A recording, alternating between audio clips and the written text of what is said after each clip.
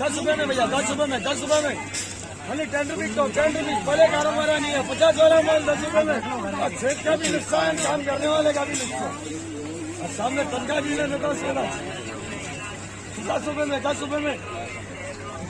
Hello तो 10 रुपए, 5 रुपए, 5 रुपए, 5 रुपए, 5 रुपए, 5 रुपए, 5 रुपए, 5 रुपए।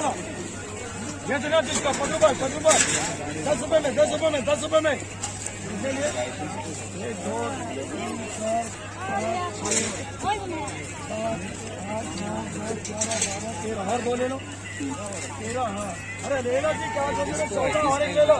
10 रुपए में, 10 रुपए में। 10 रुपीज, 10 रुपीज, 10 रुपीज। खाली 10 रुपए में, 10 रुपए में। इतना क्या सोच रहे? 10 रुपए में, 10 रुपए में, 10 रुपए में। जो लेते लियो 5 रुपए, 5 रुपए, 5 रुपए।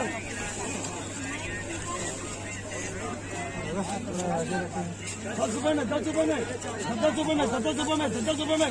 चलो 10 रुपए, 5 रुपए, 5 रुपए, 5 ले लो, जलेबी ले लो भैया, जलेबी ले लो। खाली 10 रुपए में, 10 रुपए में।